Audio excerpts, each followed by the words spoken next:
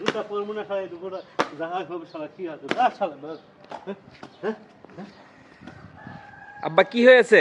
কি জুতা এটা? কি কোম্পানির জুতা? বাটা ও, আপনি তো আবার বাটা ছাড়া পরেন না। বাটা এটা যে ইসরায়েলি পণ্য আমি জানতাম না, যদি জানতাম তাহলে কোনোদিনও পড়তাম না। আমার বাবা বাটা জুতার এত বড় ফ্যান যে কোথাও বেড়াতে গেলেও বাটা, সারা বছর রাফ ইউজেও বাটা। মাত্র কয়েকদিন আগে দেখলাম যে এই বাটার শোরুম ভাঙচুর চলছে, লুটপাট চলছে, চুরি চলছে, আবার কোথাও জুতাতে আগুন লাগিয়ে দিচ্ছে। হুচুকে বাঙালি সেই নিউজ দেখেছে আমার বাবা নিশ্চয়। সেটা দেখে তার মনে হয়েছে যে আমিও তাহলে আর বাটা ব্যবহার করব না, যেহেতু তারা এটা একটা ইসরায়েলি পণ্য। আর ঠিক এই কারণে আজকে আমি ভিডিওটি বানাচ্ছি আমার বাবাকে সাথে নিয়েই, যে বাটা অ্যাকচুয়ালি অস্ট্রিয়া হাঙ্গেরিতে জন্ম প্রায় আজ থেকে 130 বছর আগে, যা বর্তমানে চেক রিপাবলিক নামে পরিচিত। আর বাটা জুতার হেডকোয়ার্টার হচ্ছে, অর্থাৎ প্রধান কার্যালয় হচ্ছে লুজান, অর্থাৎ সুইজারল্যান্ড।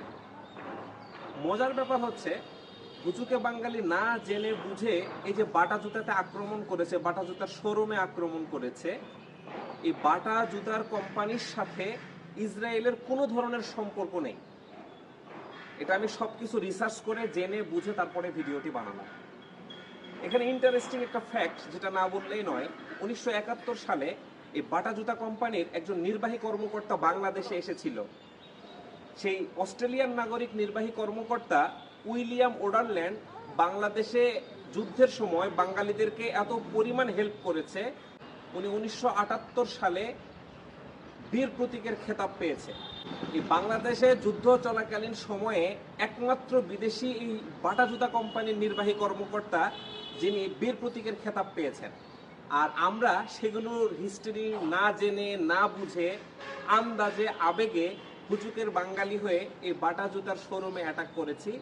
আজকের এই ভিডিওটি বানানোর উদ্দেশ্যই হচ্ছে আসুন আমরা সবাই সতর্ক হই, সতর্কতা অবলম্বন করি, না জেনে না বুঝে যাচাই বাছাই না করে আর কখনো কোনোদিন এ ধরনের কাজে আমরা জড়াবো না।